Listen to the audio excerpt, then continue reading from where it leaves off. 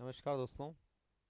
आज मैं एक बहुत ही उच्च कोटि की शख्सियत और इतिहास के एक बहुत अच्छे विशेषज्ञ आदरणीय उग्रसेन जी सियाग के साथ बैठा हुआ था। अचानक से ही मेरे मस्तिष्क में कुछ ऐसा विचार आया कि क्यों ना मैं आज बैठ कर के समय का सदुपयोग करूं और विद्यार्थियों के लिए कुछ ऐसे मैसेज जो सर के माध्यम से मिल जाएं और आपके जीवन में सफलता के लिए काम आएं, वो इनसे मैं ले पाऊं।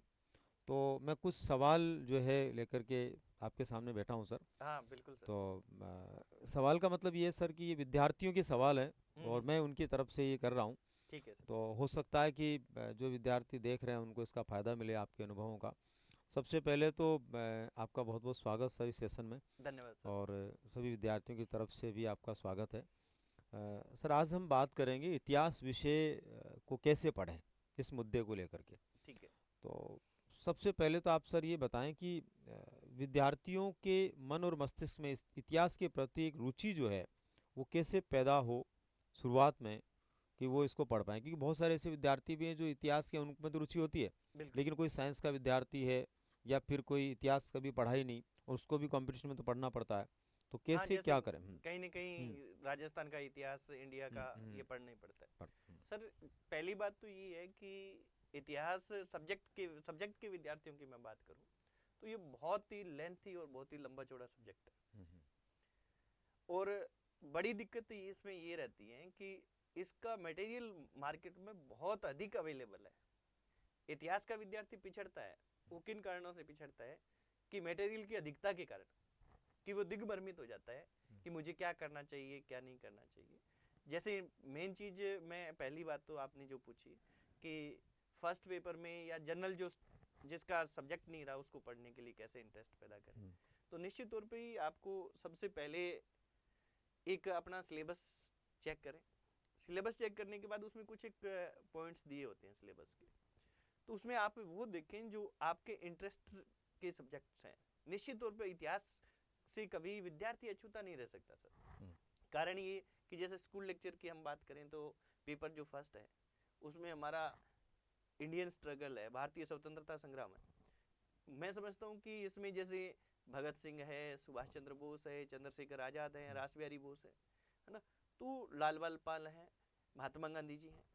अब हर विद्यार्थी इनके बारे में जानना चाहता है, और मैं कहूँ यहाँ तक कि विद्यार्थी नहीं, आम व्यक्ति, आम नागरिक भी इनके बारे में बिल्कुल। जानना चाहता है। तो आप उन चीज़ों से स्टार्ट कीजिए, अगर इंटरेस्ट नहीं है तो। जो इंटरेस्टिंग आपको लगता है उनको पढ़ना स्टार्ट करें। और पढ़ने के साथ साथ में आप ये देखें कि उन्होंने किस तरह से जीवन जिया होगा। भी उन्होंने ऐसे स्टार्टिंग की, उनके सामने ये समस्याएं आई, उधर इधर अंग्रेज थे, तो उनका स्ट्रगल रहा, उन्होंने कैसे उनका मुकाबला किया होगा अपने इतने बिल्कुल कम बिल्कुल। साधनों के बाद। तो थोड़ा थोड़ा इस तरह से आप एक्स्ट्रा सोचते हुए, आप जैसे साइकोलॉजी पढ़ाते हो सर, कि उसमें हम देखते हैं कि एक अभिसारी और अपसारी चिंतन होता है। अभिसारी चिंतन मतलब फैला दो बात को आसपास, आसपास के बारे में भी सोचें। आसपास के बारे में सोचेंगे, निश्चित तौर पे हमें रुचि पैदा होगी और उसको सोचते हुए पढ़े।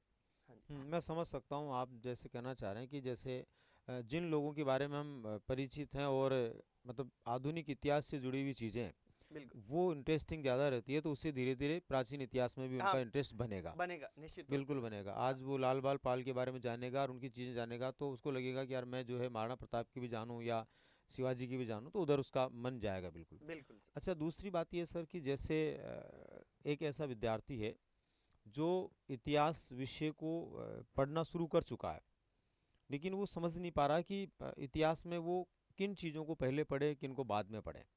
जैसे आपके इंडिया के इतिहास में भी अलग अलग दो तीन तरह के पार्ट होते हैं। 6 पार्ट होते हैं सर हम्म, टोटल। तो वो किसको पहले पढ़ें आपके हिसाब से, कि बाकी के लिए भी वो उनसे सहयोग प्राप्त कर सकें, क्योंकि हमारे लर्निंग में एक होता होता है कि पूर्व ज्ञान जो होता है वो नवीन ज्ञान प्राप्ति में मदद करता है, सहयोग बिल्कुल करता है। बिल्कुल तो करता है सर। क्या पार्ट पहले पढ़ें कि अगली चीज़ पढ़ने में वो मदद मिले? सर जैसे एक इतिहास के विद्यार्थी की बात करें जो प्रॉपर इतिहास सब्जेक्ट का है, उसके लिए क्या है कि जैसे 6 पार्ट्स होते हैं टोटल सर। एक असिस्टेंट प्रोफेसर की हम बात करें तो उसमें तो क्या है कि जैसे इंडियन हिस्ट्री के 3 पार्ट होते हैं, प्राचीन भारत, मध्यकालीन भारत, आधुनिक भारत, तीन ये। इसके बाद में विश्व इतिहास, और विश्व इतिहास में भी आधुनिक विश्व का इतिहास आता है। जो 1453 से स्टार्ट होता है और उसके बाद में अब तक का मान लो, तो इसके साथ में एक सब्जेक्ट आता है राजस्थान का इतिहास, कॉमन चलता है, वो तो फर्स्ट पेपर में भी लगभग लगभग हर वैकेंसीज में आ रहा है। और एक अलग से पोर्शन होता है इतिहास दर्शन और लेखन, जो विद्यार्थी ने कहीं नहीं पढ़ा होता, लगभग ये होता है। तो उसको स्टार्टिंग करनी चाहिए हमेशा ही कि कोई भी पार्ट कर लो, क्योंकि इंडियन हिस्ट्री है, इंडियन हिस्ट्री में प्राचीन भारत हमेशा स्टार्ट करो इतिहास अच्छा। के विद्यार्थी को। प्राचीन भारत स्टार्ट करते, क्योंकि हम स्टार्टिंग से जानेंगे कि जो हमारा इतिहास का विभाजन रहा है, इतिहास कहाँ से स्टार्ट हुआ है, पाषाण काल किस तरह का था, पाषाण काल में कौन से विभाजन थे। अब पाषाण काल के बाद में हम देखेंगे कि पाषाण काल हमारा कंप्लीट हुआ, तो पाषाण काल के बाद में जैसे सिंधु सभ्यता आई, वैदिक सभ्यता आई, वैदिक के बाद में मौर्य आए। तो ये क्या क्रमबद्धता हमारी, जब आज हम जब भी दिमाग में रखेंगे ना प्राचीन भारत, तो हम सोचेंगे भी हमारे पाषाण काल था, ताम्र पाषाण काल था, कांस्य युग था, सिंधु सभ्यता थी। जब हम ये चीज सोचने लग जाएंगे ना, इसके बाद ये हुआ, इसके बाद ये हुआ, इसके बाद ये हुआ, हाँ, तो और इसमें क्या क्या क्रमबद्धता चीज आएगी, आई, उसमें तो वैज्ञानिकता आ ना वो जाएगी। क्या है कि वैज्ञानिकता आएगी और एक समझ विकसित होगी समझ और एक विकसित होगी। रुचि पैदा होगी मन बिल्कुल बिल्कुल। कि वास्तव में उस दौरान ये था, और अगले पार्ट में जब आए तो उसमें ये परिवर्तन आ गया, उससे अगले पार्ट में आए तो ये परिवर्तन आ गया। बिल्कुल तो सर। इस तरह से क्या है कि स्टार्टिंग से जीरो से स्टार्ट करना चाहिए, यानी प्राचीन भारत से स्टार्ट करके आधुनिक भारत पे आना चाहिए। बिल्कुल। वर्ल्ड हिस्ट्री और इंडियन राजस्थानी हिस्ट्री की बात है, ये आप कभी भी स्टार्ट कर सकते हो, पहले भी कर सकते हो, बाद में भी कर सकते हो, क्योंकि इंडियन हिस्ट्री एक दूसरे से कनेक्ट है और वर्ल्ड हिस्ट्री है वो अलग है। तो उसको आप जीरो से स्टार्ट करें। जैसे मोस्टली क्या है कि हमारे कंपटीशन में पुनर्जागरण से स्टार्ट हो रहा है, चाहे असिस्टेंट प्रोफेसर की बात करें हम, चाहे हम स्कूल लेक्चर की बात करें, और चाहे जो ग्रेड सेकंड है एसएसटी में जो हिस्ट्री आता है उसमें भी वर्ल्ड हिस्ट्री आती है। तो पुनर्जागरण से स्टार्ट होता है, धर्म सुधार आंदोलन, फिर उसी क्रम में आगे अमेरिकी क्रांति, फ्रांसीसी क्रांति बढ़ते हैं। राजस्थान की हिस्ट्री है, इसको तुलनात्मक पढ़ना चाहिए इंडियन हिस्ट्री के साथ हिस्ट्री के स्टूडेंट को। जैसे जैसे हम कहें कि राजस्थान है, देखें कि मध्यकाल से स्टार्ट होता है एक तरीके से राजस्थान की हिस्ट्री, क्योंकि जब 7वीं से 12वीं शताब्दी के बीच में राजपूत काल आया, उस समय हमारी हिस्ट्री स्टार्ट होती है। और लगभग लगभग 712 में मोहम्मद बिन कासिम आक्रमण करता है पहली बार। तब कई लोग वहां से मानते हैं कि वहां से मध्यकालीन के बीज बोने स्टार्ट हो गए थे, क्योंकि मुस्लिम शासन आया था, पहले सल्तनत रही, बाद में मुगल वंश रहा। तो हमें पढ़ना होता है तो हम राजस्थान की हिस्ट्री को दिल्ली सल्तनत के साथ संबंध पढ़ते हैं, राजस्थान की हिस्ट्री का मुगल राजाओं के साथ संबंध पढ़ते हैं। बिल्कुल, बिल्कुल। तो उसको जब हम तुलना करेंगे ना मध्यकाल के साथ, मध्यकाल हमारा पढ़ा हुआ होगा बराबर, यानी मध्यकाल से जब स्टार्ट करें तब हम साथ में राजस्थान हिस्ट्री भी स्टार्ट कर सकते हैं, बिल्कुल। और फिर आधुनिक की तरफ आ सकते हैं, अंग्रेजों के साथ संधियां हुई वहां तक पहुंच सकते हैं। ना जोड़कर उसको हाँ, ज्यादा इजी जोड़कर बना। करें।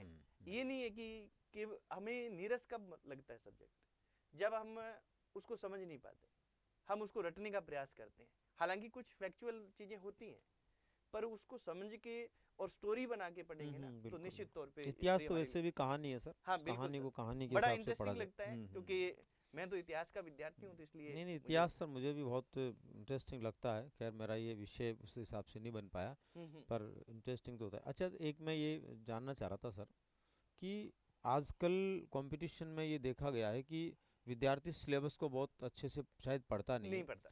और वो कुछ भी पढ़ता रहता है, जबकि सिलेबस में लिखा होता है, जैसे कि मान लो किसी में भी है तो गुप्त काल का, तो उसमें दिया हुआ है कि उसका साहित्य है, संस्कृति है ना, वहाँ की व्यवस्थाएं, अर्थव्यवस्थाएं, उनके बारे में ही प्रश्न शायद आने होते हैं, वो लिखा होता है। फिर भी विद्यार्थी उसके युद्ध भी पढ़ता रहता है, दूसरी चीज़ें पढ़ता रहता है, तो वहाँ आप क्या राय देंगे विद्यार्थी को? सर ये क्या है कि बड़ी समस्या एक क्या है कि कुछ एक चीजों के पॉजिटिव पक्ष होते हैं ना, वहाँ साथ में नेगेटिविटी भी आती है। हम्म जैसे हम अभी क्या है कि सोशल मीडिया का ज्यादा उपयोग करने लगे, हम्म उसके बाद ये ज्यादा समस्या आई है कि जैसे इसका आप जो कह रहे हैं, ये ज्यादातर ग्रेड फर्स्ट की फर्स्ट पेपर में होता है। ग्रेड फर्स्ट का फर्स्ट पेपर जो है ना, उसका पहला टॉपिक ही है गुप्त काल, आगे लिखा हुआ है साहित्य कला का विकास, ठीक है। अब उसमें गुप्त काल के दौरान हमें साहित्य पढ़ना है भी, कौन कौन सी रचनाएं हुई, कला का मतलब कला में स्थापत्य कला भी आ जाती है, चित्रकला भी आ जाती है ना, संगीत भी आ जाता है, संगीत का ज्यादा हुआ नहीं, पर वो जो भी चीज है तो वो चीजें हमें पढ़नी है। विद्यार्थी क्या करता है कि गुप्त काल का राजनीतिक इतिहास शुरू कर हाँ, देता है। राजनीतिक सारी चीज़ें पढ़ता होगा। हाँ, कि कौन कौन राजा हुए, कहाँ से युद्ध हुए, क्या उन्होंने बनाया, क्या किया, है ना, तो ये चीजें हैं। अब इसका कारण ये है कि सोशल मीडिया पर बहुत से हमारे साथी रहते हैं कि जो नए नवेले भी होते हैं वो पढ़ाना शुरू कर देते हैं कि हम पेपर फर्स्ट करवा रहे हैं, आपको फ्री में करवा रहे हैं, ऐसे करवा रहे हैं, वैसे करवा रहे हैं। और वो जैसे ही राजनीतिक इतिहास शुरू करते हैं, विद्यार्थी सोचता है भी ये राजनीतिक इतिहास पढ़ना है, जबकि पढ़ना नहीं होता। इसके लिए अपने बातचीत भी की है कि पहला काम यही होता है कि सिलेबस उठाइए, टॉपिक पढ़िए, बिल्कुल, उसमें और क्या मैं पूछ यहाँ रहा कहूँगा हो। कि उस टॉपिक के प्रीवियस ईयर क्वेश्चन जरूर पढ़े। तो उसके क्वेश्चन पढ़ोगे तो आपको पता चलेगा भी कहाँ कहाँ से कैसे कैसे क्वेश्चन आ रहे हैं, उसी अकॉर्डिंग पढ़िए आप। अब सर जैसे कुछ अपन ने इसमें बिंदु लिखे हैं, जैसे विद्यार्थी तैयारी करता है तो बुक्स से कैसे तैयारी करे, और इतिहास को लेकर के कोई खास बुक्स आपकी नज़र में जिनको पढ़ कर के वो अपनी बेहतर तैयारी कर सकता है, राजस्थान के लिए भी, इंडिया के लिए भी, वर्ल्ड के लिए भी, तो कुछ सलाह आप दें हाँ इसमें। सर, इस पे जैसे क्या है कि मैं समय समय पे वीडियो भी बनाता रहता हूँ भी बुक्स वगैरह रिलेटेड, ताकि गाइड हो पाए बच्चे। बुक्स की जहाँ तक बात करें तो बुक्स, मैंने ये स्टार्टिंग में कहा कि बुक्स बहुत ज़्यादा अवेलेबल है। अब विद्यार्थी क्या है कि जैसे प्राचीन भारत है, प्राचीन भारत की एक बुक स्टॉल पे जाएगा तो उसे क्या है कि दहाइयों की संख्या में बुक्स मिलेगी। मिल जाएगी। फिर वो सोचेगा यही ले लूँ यही ले लूँ, फिर वो कंफ्यूज होता है और सारी चीज़ें कवर नहीं कर पाता वो। तो उसे क्या है कि प्राचीन भारत के लिए अभी जो लेटेस्ट में हमारे चल रही है तो केसी श्रीवास्तव है, जायंट श्रीमाली चल रही थी। अब के हमारे एक साथी हैं जो बहुत अच्छे राइटर हैं, पप्पू सिंह प्रजापति जी, उन्होंने सब कुछ को कवर किया है।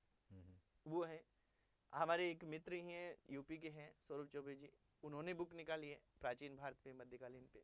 तो इस तरह से बुक्स तो हर जगह अवेलेबल रहेगी, पर मैं यहाँ प्रीफर करूँगा, वो कहूँगा एक तो आप पप्पू सिंह प्रजापति जी की बुक देख सकते हैं, एक सौरभ चौबे जी की। सौरभ चौबे जी ने बिल्कुल सारी चीज़ों को कवर करके और नोट्स रूप में दिया है।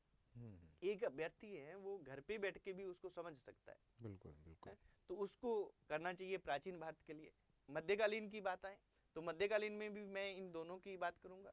पप्पू सिंह जी की 2 बुक आती हैं, 2 पार्ट है उसमें, और सौरभ चौबे जी की भी बुक आती है। बिल्कुल। आधुनिक भारत में हमारी क्या है कि एक वर्ल्ड हिस्ट्री की थोड़ी पहले बात करता हूँ आधुनिक भारत से। वर्ल्ड हिस्ट्री में इतिहास का विद्यार्थी है ना, उसको वर्ल्ड हिस्ट्री पढ़ना जो सिखाया, हालांकि झायंट श्रीमाली की बहुत अच्छी बुक है, बहुत बड़ी बुक पहले की आ रही है, वो सिखाया अरविंद जी भास्कर ने। अच्छा। सीकर से हैं। उन्होंने क्या कि इतनी इंटरेस्टिंग और इतनी इजी वे में बुक बनाई कि आज का हर एक इतिहास का टीचर, कम से कम राजस्थान का, तो उनकी वर्ल्ड हिस्ट्री पढ़ता ही है। अच्छा। तो वर्ल्ड हिस्ट्री में उनका कोई जवाब नहीं है, वर्ल्ड हिस्ट्री अरविंद जी भास्कर की पढ़नी चाहिए। उन्होंने ही क्या है कि आधुनिक भारत की 2 बुक्स निकाली है अभी लेटेस्ट। अच्छा। पार्ट 1 और पार्ट 2, और बहुत ही बेहतरीन है, अगर पढ़ेंगे तो निश्चित तौर पे। तो ये कौन से कंपटीशन के लिए उपयोगी हो सकती है सर? हर कंपटीशन के लिए। अच्छा, क्योंकि सबके लिए। सारे टॉपिक है ना इसमें सम्मिलित है, केवल प्रॉपर उन्होंने आधुनिक भारत निकाला है, तो ये नहीं निकाला कि ये ग्रेड फर्स्ट के लिए है, ये हाँ, तो वो असिस्टेंट जिस प्रोफेसर के जिसमें लिए। भी आधुनिक हाँ, भारत के टॉपिक आते सारे हैं टॉपिक सम्मिलित किए वो पढ़ तो सकता सारे है। टॉपिक्स के लिए वो पढ़ सकता है। इसके बाद में सर 1-2 पार्ट हो रहे हैं कि ये इंडियन हिस्ट्री के 3 पार्ट हो गए, इसके बाद में वर्ल्ड हिस्ट्री हो गया, राजस्थान की हिस्ट्री है। अब राजस्थान की हिस्ट्री है, इसमें शर्मा एंड पावा की हिंदी ग्रंथ अकादमी की बुक आती है, डॉक्टर गोपीनाथ शर्मा की आती है, ये हिंदी ग्रंथ अकादमी की बुक्स है, पढ़ सकता है विद्यार्थी। और इतिहास दर्शन एवं लेखन एक नवीनतम कहें कि असिस्टेंट प्रोफेसर में ही आता है वो, और पर उसके पूरे 50 क्वेश्चन आते हैं, बहुत बड़ा पार्ट है, तो 50 क्वेश्चन आते हैं। उस विषय को मैं ये कहूँगा विद्यार्थियों को, हालांकि इसमें बाद में टॉपिक्स हैं कि कोचिंग में क्या करना चाहिए, उस पर भी बात करेंगे अपने, पर उस टॉपिक को समझने की जरूरत होती है सर। और वो एक ऐसा टॉपिक है कि प्रॉपर एक कोई भी बुक में सारे टॉपिक कवर नहीं होते, उसके लिए कम से कम अगर टेक्स्ट बुक पढ़नी है तो 3-4 अलग अलग पढ़नी पड़ेगी। तो 3-4 बुक्स जैसे ई श्रीधरन है, ई श्रीधरन काफी कुछ कवर करते हैं, तो उनको पढ़ना चाहिए। हालांकि अब पप्पू सिंह प्रजापति जी ने क्या है कि सभी का सार निकाला है, तो वो भी एक अच्छी बुक है इतिहास दर्शन और लेखन की। इस बीच में मैं आपको टोकूंगा सर कि आप भी काफ़ी टाइम से लेखन में भी लगे हुए हैं, और कोचिंग लाइन में तो आपका बड़ा अनुभव है ही है। आज आप स्कूल से लेकर के कॉलेज प्रोफेसर तक पहुंचे हैं, तो मेरा ये मानना है कि आपकी भी तो कोई बुक है क्या अभी इस तरह की जिसको बच्चा ले सकता है? हाँ, इसमें जैसे सर कि एक तो ग्रेड जो फर्स्ट है उसके लिए मैंने एक कंप्लीट गाइड निकाली है, ताकि क्या अभ्यर्थी जो सेल्फ स्टडी करता है ना, उसको क्या कोचिंग वगैरह की जरूरत नहीं पड़े, एक इजी आसान भाषा में, और सारा कोर्स उसमें सम्मिलित किया है। उसमें इंडियन हिस्ट्री के 3 पार्ट है, वर्ल्ड हिस्ट्री भी है और राजस्थान की हिस्ट्री भी है। तो ग्रेड फर्स्ट के लिए वो अलग तो से वो बुक सब है। जगह उपलब्ध है राजस्थान में? हाँ, सब जगह उपलब्ध है। और अभी लेटेस्ट ही हमारी क्या है कि अगले 5-7 दिन में हम्म, एक बुक आने वाली है। वो तो मैं इतिहास के हर विद्यार्थी को कहूंगा, आपने पूछ ही लिया, हम्म, कि वो निश्चित तौर पे पढ़े, क्योंकि वहां से आपको बहुत ही कुछ मिलेगा। पिछले 1 साल से मैं उस पर मेहनत कर रहा हूँ। वो ये है कि सर, जैसे आरपीएससी ने अब तक जितने भी हिस्ट्री के क्वेश्चन पूछे हैं, चाहे वो ग्रेड फर्स्ट में पूछे हो, चाहे वो असिस्टेंट प्रोफेसर में पूछे हो, सेट के भी हमारे 5 पेपर हो गए, अच्छा। इन सेट में पूछे हो, राजस्थान में ये जितने भी हिस्ट्री के क्वेश्चन आए हैं वो सारे मैंने टॉपिक वाइज सेट किए हैं। जैसे पहले पाषाण काल, तो पाषाण काल में असिस्टेंट प्रोफेसर जो लेटेस्ट 2024 था उसमें कौन सा क्वेश्चन आया, 23 में कौन सा आया, फिर उसके से पहले 20 में कौन सा आया, इस तरह से सेट में कौन सा आया, स्कूल लेक्चर में कौन सा आया, 19 पेपर है टोटल। ये तो सर मुझे आइडिया है। हाँ, उसका पूरी व्याख्या दी है सर नीचे। हम्म, तो उस विद्यार्थी उसको जब पढ़ेगा ना, तो निश्चित तौर पे उसे बहुत बड़ा बेनिफिट होने वाला है सर। नहीं, मैं मान रहा हूँ ना सर, क्योंकि आपका लंबा अनुभव है और देखो विद्यार्थियों सर से मैं बहुत पुराना परिचित हूँ। सर ने ये छोटी सी जगह में, पीलीबंगा जैसी जगह में काम की शुरुआत करते हुए कई ऐसे रिजल्ट दिए हैं जो आरपीएससी टॉपर्स इनके यहाँ से छोटी सी जगह से निकले हैं। तो कितना मेहनत करके उस बुक को बनाया होगा इसका तो मुझे भी भरोसा है। निश्चित रूप से आप लोगों को ऐसी बुक को जो है देखने की ज़रूरत है, पढ़ने की ज़रूरत है, और सर मैं तो कहूँगा कि जितना जल्दी हो सके वो विद्यार्थियों तक हाँ, पहुँचे। 15 जनवरी तक आ जाएगी सर बिल्कुल हाल में। बिल्कुल हाँ। बिल्कुल। सर कोचिंग को लेकर के क्या सोचते हैं आप? विद्यार्थियों के लिए कोचिंग होनी चाहिए कि नहीं लेनी सर, चाहिए? मैं केवल हिस्ट्री सब्जेक्ट की ही बात करूंगा हम्म, कि हिस्ट्री सब्जेक्ट के लिए आपके पास कोचिंग होनी चाहिए या नहीं होनी चाहिए। इसमें दो तरह के विद्यार्थी होते हैं सर। एक तो जो लंबे टाइम से तैयारी करते हुए आ रहे हैं, जिन्हें क्वेश्चन की प्रकृति पता है, प्रीवियस ईयर्स क्वेश्चन पढ़ चुके हैं, और थोड़ा क्या है कि रीडिंग उनकी की हुई है ऊपर ऊपर से, जैसे भी ये सब्जेक्ट का थोड़ा नॉलेज है उनको। ऐसे विद्यार्थियों को कोचिंग नहीं करनी चाहिए। अच्छा। क्यों? क्योंकि वो प्रीवियस ईयर्स क्वेश्चन देखें और टॉपिक को पढ़ें और अच्छी तरह से गहनता से उनका अध्ययन करें। और एक बिल्कुल वो कहें कि जीरो से तैयारी कर रहा है, बिल्कुल जिसको कुछ पता ही नहीं है हिस्ट्री के बारे में, शुरुआत कर रहा शुरुआत कर रहा है वो, उस अभ्यर्थी को कोचिंग कर लेनी चाहिए। कारण ये है कि जैसे एक कोई भी टॉपिक है, कहीं से भी स्टार्ट करो आप, प्राचीन भारत से, जैसे मैंने पाषाण काल नाम लिया था पहले क्योंकि पहला टॉपिक वही आता है, तो वहां से मान लो कि, या इतिहास का वर्गीकरण कह दो कि इतिहास का वर्गीकरण हो रहा है। अब इतिहास का वर्गीकरण उसको पता नहीं है, एक टीचर 1 घंटे में सारा वर्गीकरण उसको समझा भी देगा और अच्छे तरह से उसके दिमाग में भी फिट कर देगा भी, इस तरह से है। बिल्कुल। तो इसमें ये ध्यान रखना चाहिए, क्योंकि हिस्ट्री में जैसे साइकोलॉजी आपका सब्जेक्ट है, उसमें एक छोटा पार्ट में ये कहते हैं कि सिलेबस थोड़ा कम है। हमारे हिस्ट्री में सिलेबस बहुत ज़्यादा है। तो यहाँ विद्यार्थी ये सोचे कि मैं इसके नोट्स बना लूंगा, ये कर लूंगा रिटर्न में। आजकल नोट्स टाइप बहुत सी गाइड अवेलेबल है, नोट्स ही हैं वो एक तरीके के, बिल्कुल और बिल्कुल। टेक्स्ट बुक भी है, उनको समझते हुए पढ़ें। और समझ में नहीं आ रहा, स्टार्ट कर रहा है, तो उसको कोचिंग करनी चाहिए, चाहे वो ऑफलाइन करे चाहे ऑनलाइन करे, करनी चाहिए। पहले से जिनको नॉलेज है उनको नहीं करनी चाहिए, क्योंकि टाइम भी जाया होता है सर, इसमें फर्स्ट पेपर पे भी ध्यान देना होता है। आपके सर हिस्ट्री में सेल्फ स्टडी का क्या रोल रहता है? सर, सेल्फ स्टडी तो कोई भी सब्जेक्ट हो, सबसे महत्वपूर्ण रोल सेल्फ स्टडी का ही रहता है। सेल्फ स्टडी एक ऐसा रामबाण है कि वही आपको पार लगाएगा। आज मैं पढ़ाता हूँ हिस्ट्री, आप साइकोलॉजी पढ़ाते हैं, आज मैं कह दूं कि मेरी हिस्ट्री में इतने चयन हो गए, उतने चयन हो गए, मैं ये तो है नहीं भी मेरे हजारों विद्यार्थी चयनित हुए हैं, मान लो कि 1000+ टोटल शिक्षक भर्ती में जा चुके हैं अब तक, तो ये विद्यार्थी मैं कह दूं कि मेरे कारण सिलेक्शन हुआ है, तो मैंने तो पढ़ाया तो लाखों का है। हाँ, सही बात है। सभी का तो नहीं हुआ। तो वहाँ रोल किसका आ जाता है? सेल्फ स्टडी का। जो सेल्फ स्टडी अच्छी से कर गया, चाहे आप कोचिंग कर रहे हैं, चाहे आप नोट्स बना रहे हैं, कुछ भी कर रहे हैं, तो अगर आपने सेल्फ स्टडी की है तो ही आप सफल हो पाएंगे, अन्यथा की स्थिति में नहीं हो पाएंगे। पर यहाँ एक सुझाव मैं देना चाहूंगा सर, कि कई बार क्या होता है कि हमें नॉलेज नहीं होता कंपटीशन का, स्टार्टिंग जो कर रहे हैं उन स्टूडेंट्स को तो नॉलेज नहीं होता, तो हम सेल्फ स्टडी के चक्कर में इतना टाइम जाया कर देते हैं कि हम प्रॉपर राह नहीं पकड़ पाते और टाइम भी हमारा वेस्ट हो जाता है। ठीक है, तो राह नहीं पकड़ पाते और टाइम भी हमारा वेस्ट हो जाता है। तो उस स्थिति में क्या है कि आपको थोड़ा सा क्या करना चाहिए, आपको थोड़ा सा जो अनुभवी साथी हैं, पहले से सफल हैं, कहीं पढ़ा रहे हैं, उनका मार्गदर्शन ले लेना चाहिए। और मार्गदर्शन लेते हैं तो कम समय में हम अधिक कर पाते हैं। सही बात है, ये फायदा रहता है। बिल्कुल।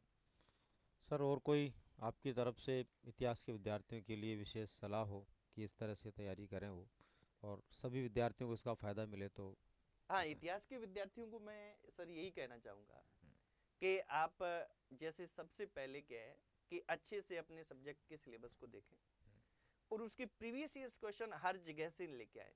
आप अक्सर विद्यार्थियों में क्या रहता है सर, एक बड़ी समस्या है इतिहास के विद्यार्थियों में, वो ये है कि जैसे कोई भी पेपर है, मान लो कि वो 100 क्वेश्चन का है या 150 क्वेश्चन का है, तो उसमें क्या है कि वो 5 या 7 जैसे ब्लूप्रिंट के आधार पे पेपर बनता है सर, कि बहुत इजी क्वेश्चन मिलेंगे आपको 20-25, मीडियम क्वेश्चन मिलेंगे 20-25, बिल्कुल।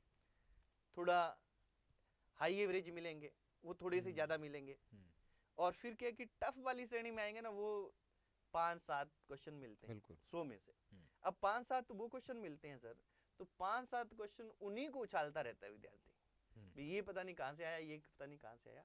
आज तक हिस्ट्री की सर जो कट ऑफ है कभी 70 से ऊपर नहीं गई। हाँ, 65 के आसपास, 60-65 के बीच रहती है, 70 से ऊपर तो गई ही नहीं। तो आप 85 कर लीजिए ना अच्छे से, सही बात है। उनके पीछे जाया मत करिए टाइम, और अपना क्या है कि जो जनरल स्टडी है, सामान्यतः एवरेज और हाई एवरेज है, उनको कवर करने का प्रयास कीजिए। और बहुत अधिक टफ आते हैं सर, वो मैं आपको बता दूं कि मैं भी एक इतिहास का विद्यार्थी हूँ सर, पढ़ाते हुए टाइम हो गया, कोई बात नहीं, कोई भी अपने आप में पूर्ण नहीं होता। हमारे जैसे जो पढ़ा रहे हैं शिक्षक, हम उनको कई क्वेश्चन तो ऐसे होते हैं कि पेपर में आने के बाद पता चलते हैं, फिर हम सर्च करते हैं कि इसमें कहाँ से क्या आया। सभी विषयों में ऐसा, सभी विषयों में ये होता है सर। तो ये विद्यार्थी को क्या है, उनका होवा नहीं बनाना चाहिए। उन 5-7 को ढूंढने के चक्कर में आप जितना टाइम वेस्ट कर रहे हो, अगर सिंपल और इजी में पढ़ लिया तो 15-20 और सही कर जाओगे आप। तो उनकी तरफ आपको ध्यान देना चाहिए। आपको केवल क्या है, स्मार्ट प्लान तैयार करना चाहिए, सिलेक्टिव प्लान तैयार करना चाहिए, जिससे आप सफल हो पाओ। बिल्कुल।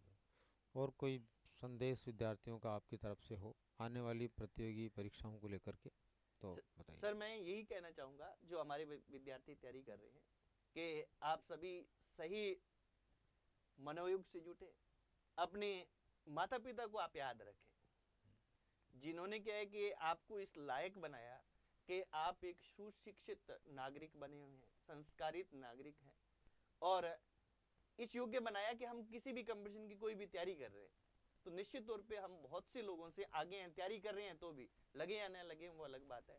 तो हमेशा अपने सामने, अपने जहन में उस व्यक्ति को ध्यान रखें, अपने माता पिता, और कोई आपका मार्गदर्शक है तो उनको ध्यान रखें, और हमेशा ये देखें कि मैं जब सफल होऊंगा, और सफल होके जब मैं जाके मेरे माता को, मेरे पिता को बताऊंगा कि मेरा फलान जगह सिलेक्शन हो गया, तो उनकी आंखों में जो खुशी होगी वो कितनी होगी, और उसका क्या मोल हो सकता है, आप थोड़ा सोच के देखना। और जब भी आप में नर्वसनेस आए, तो आप सोचना कि आपकी जो माँ बाप हैं, उन्होंने हाड़ तोड़ मेहनत की आपके लिए, चाहे वो क्या है कि किसी भी क्षेत्र में काम कर रहे हो, क्योंकि जीवन भर उनको काम करना पड़ता है, अपने बच्चों के लिए वो काम करते हैं। तो उनके लिए हम क्या कर रहे हैं, केवल आप अपना छोड़ दीजिए, निश्चित तौर पे उनका आप ध्यान रखिए और अपनी तैयारी करते रहिए। आपको कोई भी भारी मोटिवेशन की आवश्यकता नहीं पड़ेगी। बिल्कुल बिल्कुल। चलिए सर, आप आए, बातचीत हुई, काफ़ी जानकारी आपसे हुई इतिहास विषय को लेकर, उसके लिए आपका बहुत बहुत धन्यवाद। विद्यार्थियों की तरफ से भी आपका बहुत बहुत धन्यवाद। इसी तरह से आप समय समय पर आते रहें, विद्यार्थियों का मार्गदर्शन करते रहें, और ऑनलाइन प्लेटफॉर्म के माध्यम से जो हज़ारों विद्यार्थियों का आप मार्गदर्शन अभी कर रहे हैं, इसके लिए भी आपको बहुत बहुत धन्यवाद। धन्यवाद सर।